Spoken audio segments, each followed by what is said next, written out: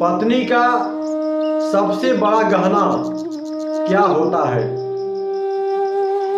बहुत लोगों को नहीं पता है कि पत्नी का गहना क्या होता है। पत्नी का गहना पति का प्रेम होता है। यही असली गहना है। अगर किसी का पति का सरकारी नौकरी है, सास ससुर का सरकारी नौकरी है, बहुत सारा धन संपत्ति है जीवन में, पत्नी के जीवन में बहुत सारा धन संपत्ति है।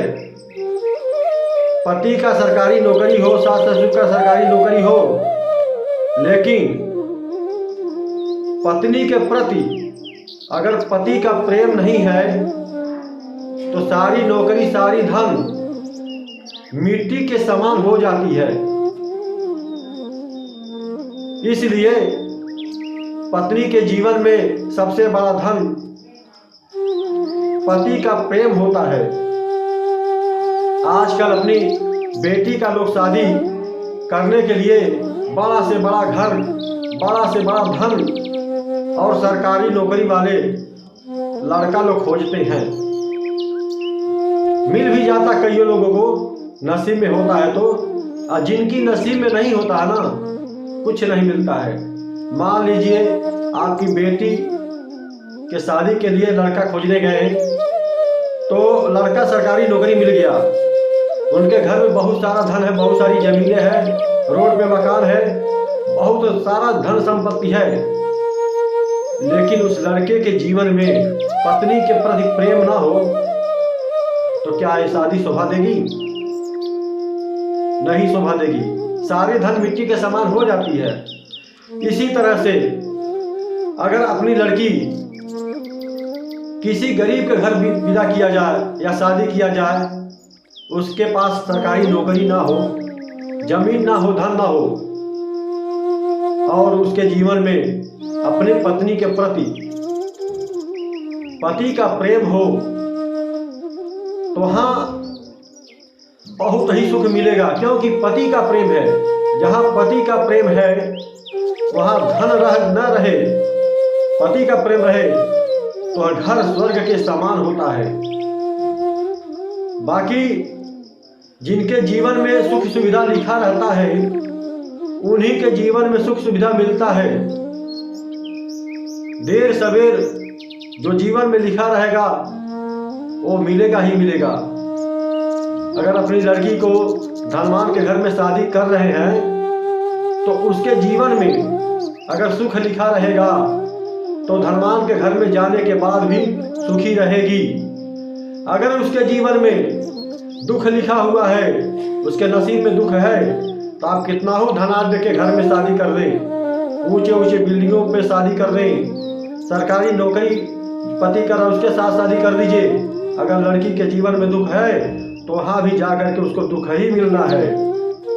इसी तरह से आपके लड़की के जीवन में अगर सुख है तो एक गरीब के घर आप शादी कर रहे हैं, वहाँ धन भी नहीं है, फिर भी आपके लड़की के जीवन में अगर सुख है तो वहाँ जा करके वो धनवान बन ही जाएगी, क्योंकि जीवन में सुख है। तो सबसे पॉइंट की बात दोस्तों ये है कि अपने बच्चों के जीवन में सुख है कि दुख है कोई नहीं जानता, शादी करने के बाद ही पता चलता है। धन है तो धन जा भी सकता है, और धन नहीं है तो धन आ भी सकता है। अपने जीवन में जैसा पुण्य और पाप होगा, जो सुख दुख हमारे जीवन में लिखा रहेगा उसी के अनुसार मिलता है।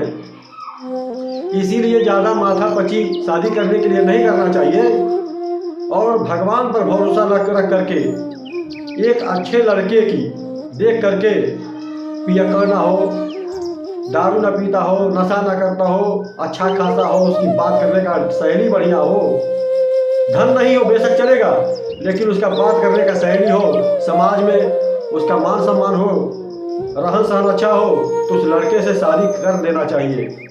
क्योंकि वो गुणवान आदमी है, उसके पास गुण है तो धन आ जाएगा। अगर गुण नहीं है उसके पास तो धन रहते हुए भी धन चला जाता है। आप लोगों के सामने बहुत लोग देखे होंगे कि जिनका बाप धनाढ्य है, बेटे का कर्म बिगड़ा हुआ है तो सारा धन नष्ट हो जाता है।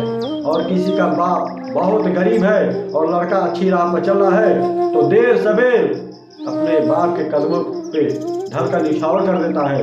ऐसा भी समाज में देखा गया है। इसलिए दोस्तों, शादी करें ठीक है, लेकिन अपने चालाकी से करेंगे कि बहुत धनवान के घर में शादी कर देंगे तो आपके बेटी के जीवन में अगर सुख लिखा रहेगा तभी वहाँ सुख पाएगी, अन्यथा नहीं पाएगी। ये भगवान का नियम है। महाकवि कालिदास विनोदमा की शादी कालिदास से हुई, जो गंवार व्यक्ति थे। गंवार व्यक्ति के साथ शादी हुई, लेकिन विनोदमा के जीवन में नसीब में सुख लिखा था तो कालिदास, महाकवि कालिदास बन गए, धनवान बन गए और उनका जीवन सुखी हो गया। दोस्तों, ये बात रियल सत्य है। कमेंट में आप लोग बताइएगा कि वीडियो कैसी लगी। अगर अच्छा लगी हो तो कमेंट में जरूर बताना। और मेरे चैनल को अगर अभी तक सब्सक्राइब नहीं किए हैं तो प्लीज़ मेरे चैनल को सब्सक्राइब करें और बेल आइकन को प्रेस करें, ताकि जब भी मैं ऐसे वीडियो अपलोड करूं तो नोटिफिकेशन आपके पास जल्द से जल्द पहुंच जाए। तो दोस्तों, चैनल को सब्सक्राइब करना न भूलें।